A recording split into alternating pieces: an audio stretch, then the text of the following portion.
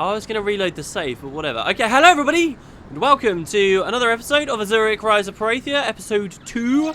I was going to say to you, I hope you enjoyed episode 1, but I guess I'll know anyway, because I'll be reading comments. Do you know what's awesome about this series, though? And, like, this is the first proper series, except for my, like, failed attempt at an Uncharted LP, where I'm using my capture card. And the cool thing is, my system can easily capture footage, even while rendering. So literally, I just filmed episode 1, edited it, and now I'm playing episode 2. Like, that is a luxury that often is not afforded to me. It sort of means now that I could probably just, like, keep chain playing this, like, for hours and hours and hours and hours, and still have, like, little mini breaks and stuff while I'm editing in between.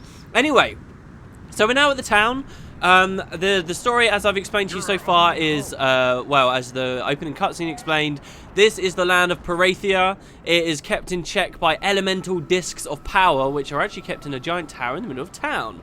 And for some reason, they've now all been destroyed and shattered and spread across the land. One we can see out in the middle of that waterfall up there.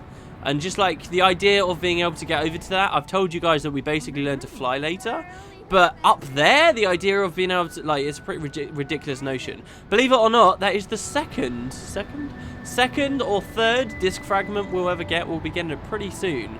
But yeah, it's pretty crazy. So, that's kind of the story so far. Our progress, we've got a bunch of gemstones. I've not explained what they're for just yet. We'll see, though. 5 obsidians. Obsidians are used for upgrades and stuff, which we'll be able to get up the first of today. And as you can see, there are 5 discs here, too, and we've got no shards of none of them. So that's kind of the start right now. I still haven't been able to hear you guys' feedback just yet on, like, the 16:9 or 5:3. 5:3, is that it? Aspect ratio, whatever. You have to let me know. Basically, do you prefer the bit with the banners on it, or do you prefer the bit where it's all stretched out? It's totally down to you guys.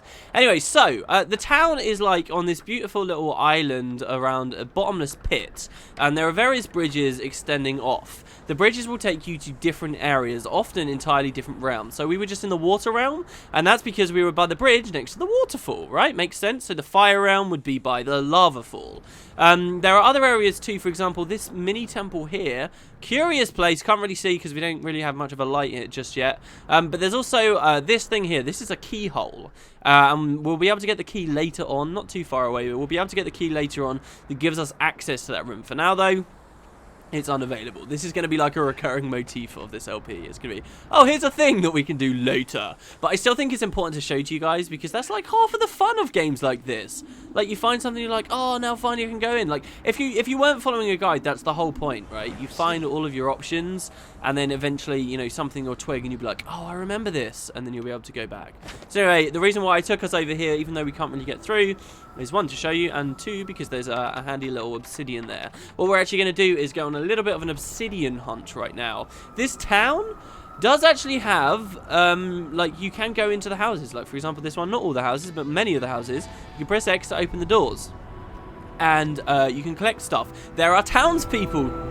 Don't give up. Too, and they have stuff to say to us. Determined in your quest, Azurik. There's actually quite a lot of dialogue they have. This game is not a game of NPCs, honestly.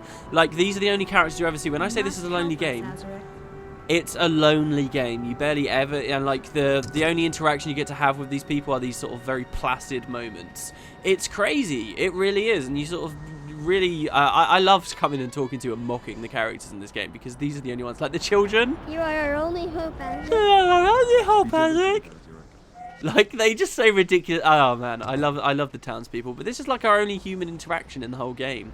We are one of the law guardians. We're not one of the normal people that live here necessarily, and we will sort of find out what happened to the rest of our kind in due time. Is this the one we were already at? Yes, it is. Sorry, I just went in a circle. But there are lots of things to be found in this town. Namely obsidians. There are actually 7 that we have access to right now. I believe the first one is in one of the ground floor houses. So. And again, I'm not going to be too crazy about grabbing all of the gemstones and stuff, but there is definitely obsidian in one of the houses on the ground floor, which I will be looking to get soon enough. However, there's also one at the end of one of these bridges also, this one over here. This is near neither a waterfall nor a lava fall, but it is in sort of, I guess, a mountainy type area. This is the Earth Realm. Those of you who were listening really carefully, we spoke to one of the oracles who said, now that you've got your water power, travel to town, cross the bridge with the emeralds, which is what we just did, and head to the Earth realm, and indeed it's blocked off by a wall of fire, which we can now break our way through. But I'm not going to do that just yet. We've got stuff to learn, stuff to do with the story that I want to show you guys here in the town, and the obsidians to collect, as well as to spend our obsidians, because that's the whole point. There are 100 obsidians in the game, and every 10 obsidians you get, you'll get a new power, new upgrade, or something that unlocks a new area of the world. Obsidians are optional, but they do allow you to get access to a lot of cool stuff. I just think they're collectibles done in the best possible way. Like, I love the way that they did obsidians. And it's so rare with games these days, honestly, where I feel like the collectibles are really rewarding to get. Like, again, compared to Tomb Raider since we played it, like, that was fun because you got a little bit of lore about them. But really, I was doing it just for the 100% completion, and then the 100% completion itself wasn't really that rewarding. This game, it is rewarding. They just get it right, and it's in its simplicity. Anyway, there's another bridge here, but with a big gap in it. Doesn't look like we're going to be going over there anytime soon, if ever. There's another house over here. I think this could be the house I'm looking for with the obsidian. Just here. Hello, fellow townsperson. No, this isn't. Basically, if you see... If there are... Oh, I'm the last guy. Oh, no, there it is. There it is. I was about to tell you guys that if there are gemstones in the house, then it means there's no obsidian. But I was obviously wrong. And here, finally, we have the fire realm just over there through this bridge. And then the water realm's just over there. But again, we can't get across. Like, you could try to jump that. And I had many occasions as a teenager trying to jump across that. But it's not going to go well, I promise you. It's not going to go well. There's also another house here which we can have a quick little poke around in. And this is the really weird house. There's two odd things here making babies on the bed. Seriously, this is one of the weirdest things in the game. What are they? They're actually enemies we haven't found yet, but they're really cool enemies to kill because they give you loads of health. Health is done in a really interesting way. Like, it's really attritive in this game. Your health just slowly gets worn down and down and down and down. Like, any fall you make of any height will probably do damage to your health. But the whole point is, there are sometimes obsidians on those balconies as well, which is what I'm checking for. But the whole point is, if you're continuing to fight, because like there's an overwhelming temptation in this game to skip enemies, but the enemies are the only things that drop health packs. So like if you're skipping enemies, you're slowly getting hit here and there and your health's dropping. But if you're a good fighter and you kill enemies efficiently, then hey, it's fantastic for you because your health's basically always going to stay full if you're good at fighting. That's sort of the way that the game works. But there are sometimes little enemies you can fight and kill, like those guys that were just making babies, and they just drop tons of health for you, absolutely loads. Anyway, this was our point of entry to the town just over there. I've just basically done a big circle. And now we're going to work our way up. And again, keep an eye on the balconies. Basically, there's one obsidian in a town person's house, a regular town person's house. We could go in that room, but I think we already did. There's two inside a very specific character's house. And there are two on top of balconies with two, again, finally off on the side over the bridges, which we've already got. So we've already got most. We're just kind of looking for the last couple as well. There's a little girl in this house. Perathia depends on you now. Not a little girl, sorry. A fully grown-ass woman. There's also this room here. Where did the tutorial take place, you ask me? It took place in this building here.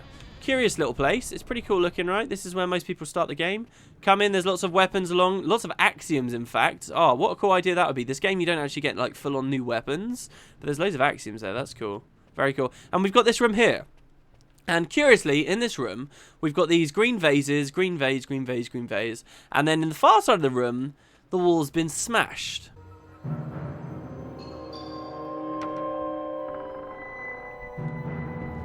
Time for your lesson, young guardian. Sir, it would be an honor to practice with you.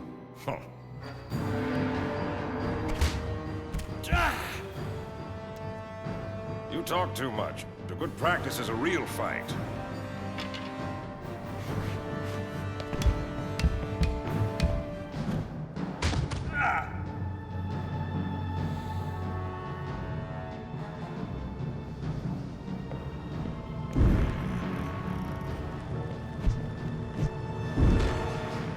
Youth is no substitute for experience. Stop! I wonder what that's all about. We'll have to visit again in the future. So yeah, we're going to continue on.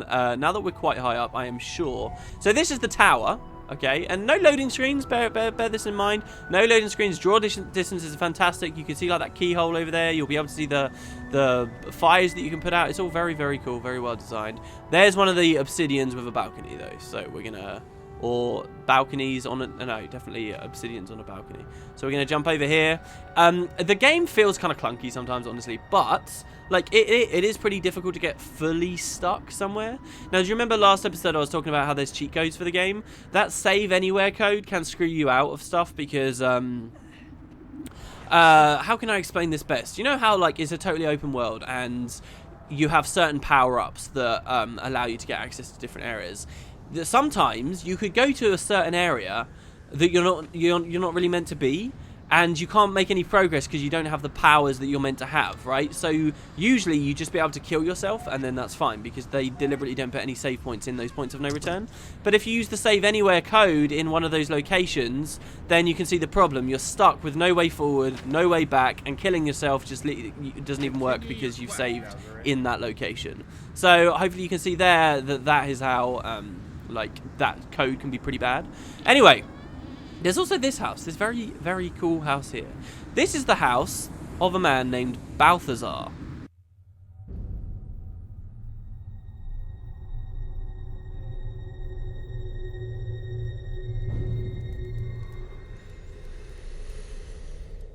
Balthazar, you found Disc of Death. Who are you? How did you get into my mind? What is your ultimate desire?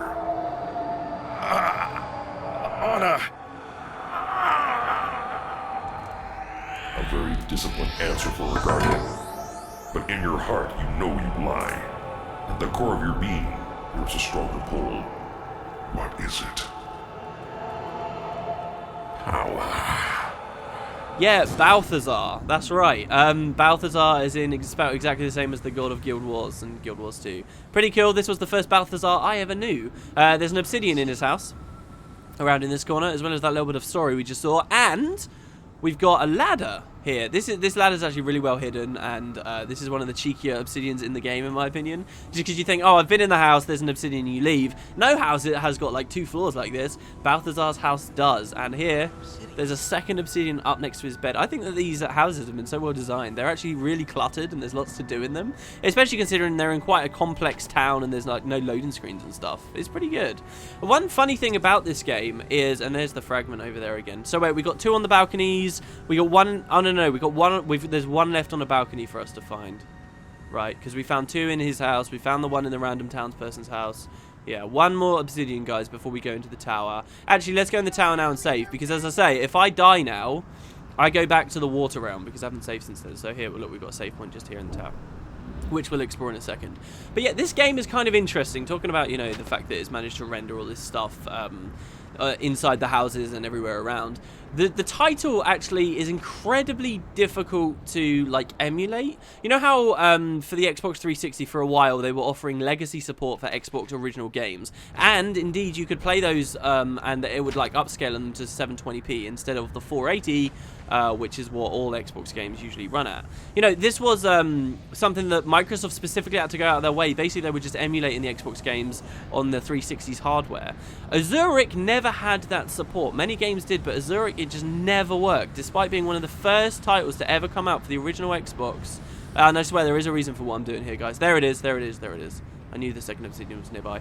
Despite this being one of the earliest releases for the original Xbox, it was never able to be emulated by the guys that worked at Microsoft. People that try... an Xbox original emulation itself is like in a terrible state. But many games do work, and if you actually read blogs and stuff of like, there's one guy in the whole world that's still trying to like emulate Xbox games, because like, I considered emulation for this Let's Play, because then that would mean I could get it at a higher resolution. The one guy that's like working on it like really is doing his best to try and make Azurik, Rise of Perathia, work on his emulator, because like it contains so many weird coding deficiencies and oddities that just make it incredibly difficult to emulate, and these things are what defeated Microsoft in their quest for it, and he's kind of working away, and he's got this blog where you can read about his progress and stuff. Really cool idea. And so I sort of, doing this Let's Play, I actually went on this big long thing where I was trying to soft mod my Xbox so that I could upscale the game to 720p, but I don't think it's possible now in anyway, so that kind of sucks. Anyway, right, the Oracle I talked about last episode that will always tell you where to go is in the very center of town being the center of the world. In the very center of town is the tower. At the base of the tower is a save point and the like almighty Oracle. This one will change, so right now he tells us... Follow the emeralds across the bridge to the Earth Realm and search for a firepower.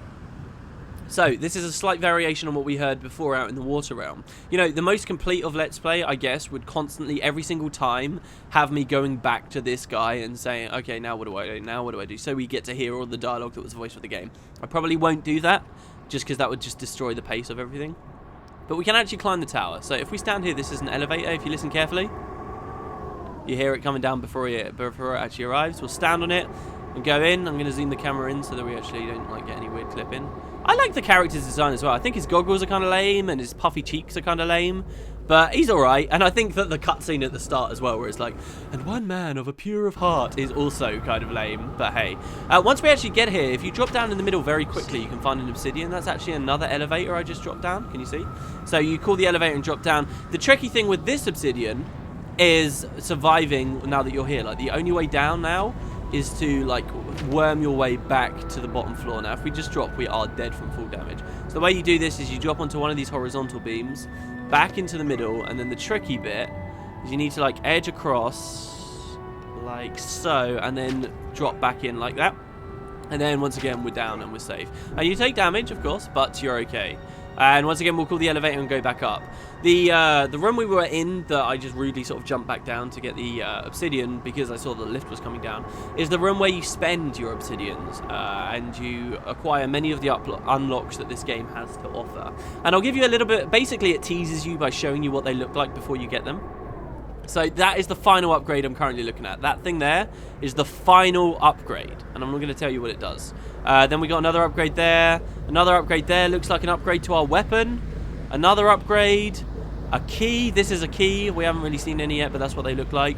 Then there's another one over here. Another one over here. Looks like, again, like an upgrade to the weapon. Another one. A key. And finally, there's this. This is the very first upgrade, which we can press X. Now that we have 10 obsidians, we can, because we've got 12 in total at the moment, we can unlock this thing, pick it up, and look at my health bar as I pick it up. Yeah, so this is just a health pickup. Now, you would know what it does if, like, for example... Collect 20 obsidians to receive the key to the life chamber in the Temple of the Elements. So, for example, if I do that, then you know early on. But, like, if you've already got them, it won't necessarily tell you what they're doing. So you can get health increases and all kinds of stuff. So now we have higher max health. And the cool thing about this game, as far as I'm aware, is if you die and go back to a save point, it doesn't give you, like, it doesn't max out your health. It just gives you what the max default health is. And then you've got just, like, loads more potential health you can get later once you purchase those unlocks kind of thing. So, like, the amount of health I've currently got will be about what I get usually. And then when I load a save, and then, like, by killing stuff, I can get higher again. Which is good, because otherwise I feel like the game would be giving you way too much health.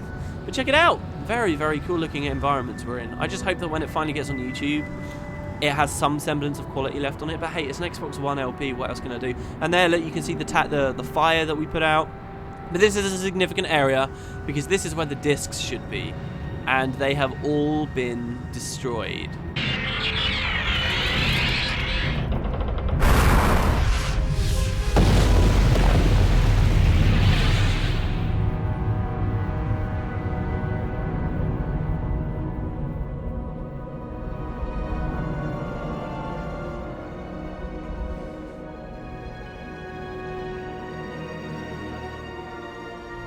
Young Guardian, the prophecy has been set in motion. Without the elemental discs, Perathia will decay and die. The discs have been shattered and flung to the far uncharted reaches of this land. Hurry, restore the honor of the Lore Guardians. Restore the discs. Restore Perathia. Alright, so there we go, guys. That's all we're going to be experiencing from the town so far. That's what we're going to be getting from the story. And I promise you, every time we revisit this town, we will get more information as to what is going on currently with Perathia. And hopefully this is a cool way to do it, a bit of an exciting thing to do. So anyway, we've got all of the obsidians, we've got our unlock, we've seen the tower. The only thing left to do is listen to the oracle, which is travel to the Earth realm. So we don't want to go to the waterfall. Help us, Azurik! Save us, Azurik! Like, the one thing about this LP is there's not going to be any, like, long walls of text and stuff for me to read until I, like, start going through the manual with you guys and, like, we learn about more stuff there. And there's not going to be any women for me to voice, so I can't do my women voice. So you might just find I, like, have to indulge myself every time we come back here. I'm going to have to, like, this is the way we're meant to go. No, that's the life temple. Oh, no, I just spoiled what that is. That's just the mysterious key place. It's the mysterious key place, excuse me. Yeah, I may have to indulge myself every time I come here and just like voice act for the characters. But yes, so we'll travel over here. These flying guys, what are they called? I can't remember. We'll have to look at that in the manual soon. But these guys, I think they're weak to water actually. Pretty cool enemies actually. And Azurik has different attacks he can use. There's actually a lot of attacks that are listed in the tutorial and in the manual. But many of the things you can do in this game, like the special attacks, are not listed whatsoever, and you sort of have to learn for yourself. For example, I can jump an attack, which is this big slam down attack, which the tutorial does do. There's various combinations you can do from attacking people, and you can combine your A and B attacks together. And the B attack is for specific situations. And then there's like an insanely rare attack you only get to see if like you're completely surrounded and you execute the perfect combination of keys. But again, like that will have to come in the future. I kind of regret that we're 19 minutes into a recording and all you guys have seen is the town, but the town is important to the game, and I feel like quite significant. We will, though, dive a little bit at least into the Earth realm here. And so this is the second of the realms that we've got to experience so far. This is the Earth area. The idea of this zone is it's a great machine. Like, it's a very cool concept, and the Earth realm is my favourite realm in the whole game, the game I get most nostalgic about, and that's owing largely to me getting incredibly stuck in one specific region of the Earth realm when I was a lot younger. These guys here, scavengers, harvesters, these guys are harvesters. They won't actually attack you unless there's like more than one of them or there's lots of them around. And for now, they take 2 full combos to kill because we don't quite have the elements to take them out, but soon we will. The Oracle has something to say to us. This huge expanse joins all of the parts of the Earth realm into one giant interconnected machine. Restore the machinery to working order and raise the tower, and you will be able to explore all of the Earth realm. So it's telling us to raise the tower, and again, this idea that the whole place is a machine. That's not going to make sense until the end of this video, and I'll show you it. Again, like, this is one of the big things. I actually sort of got a bit annoyed with myself in episode 1 because I kept saying, oh, the game has no direction. Guys, the game has no direction. Activate silver teleporters by locating 2 that are linked. So here's the silver teleporter. It has no direction, guys. There's the silver teleport. This is the first one we've got. Oh, there's a goblin guy here too as well. That's not their name. I'll find the proper name soon enough. Yeah, so basically this is a silver teleporter. We've only activated the one side right now. We'll have to activate the second side soon enough.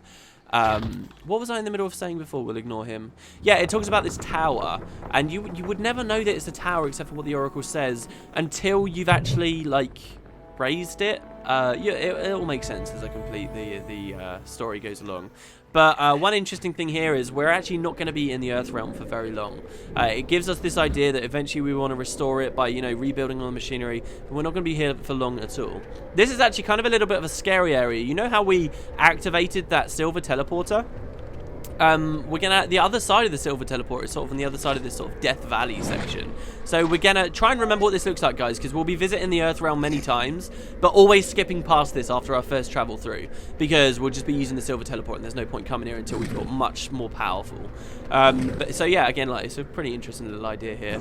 The game has as well, this is a big thing for not necessarily this realm so much right now, but one we'll be going to soon. The game has a full day and night cycle, like 100% day and night cycle. It lasts about 5 minutes for each, and that does affect the gameplay. Some enemies won't attack you unless it's night, for example. In this room here we see an obsidian, but there's no way to climb up and get to it, I promise you. And also there's another fragment. This is our, what, 4th sighting of a fragment? There, up there, can you see that? That's a fragment of the Earth disc, I believe. It might be the light disc, actually. And again, we can't get it. They show you so many fragments, and you can't get a single one. There is, if you leave the room, a ramp up here, which does take you to that area, which you might think, ah, this is how we get the fragment. But there's this horrible lightning thing that's striking us back. And again, until we get more powers, we cannot get through that. And also note as well there, that's got 3 electricity lines, and in a few episodes I'll be talking about how how that's significant. Anyway, so here we see a couple of these guys who I'm actually going to kill so that I can get some health. There you go. See, water element seems to have killed them pretty quick. And we got our health back. And here is a giant cog that seems to be stuck. Eventually that will not be stuck and we'll be able to like skip through things. There's also one of these guys. Again, I can't remember their name. I'm so sorry about this, guys. But there's one of these guys. These are big machine things controlled by the little goblins. They take a long time to kill. Right now we are underpowered to take them out, so I'm not going to bother with it. We're just going to progress forward into this kind of Egyptian-y, you know, sandy looking tomb area. Like, there's so many different aesthetics and stuff just being blended together right now. We're going to climb down those vines, and there's actually a mechanical elevator that's going to raise here. We'll step on it. Is it daytime? I'd like it to be daytime for this. Oh, it's nighttime. Oh, well, that's a shame. Oh, that's a big shame because of this guy. Yeah, though that guy is like usually a happy little Bambi creature, and instead now he's a big angry monster. But it plays some really nice music for us, and this is actually where I'm going to end the video, guys. I seem to have crushed that guy to death, which is fine by me. Wow, that's really buggy. I've never seen that before. This is the main section of the Earth Realm. Very awesome area. That's that thing in the center. That's the tower, but we need to raise it first. A very cool area, and I'll pick up next time, guys, with you for Azurik Part 3. Thank you very much for watching. Hope you're enjoying, and I will see you next time.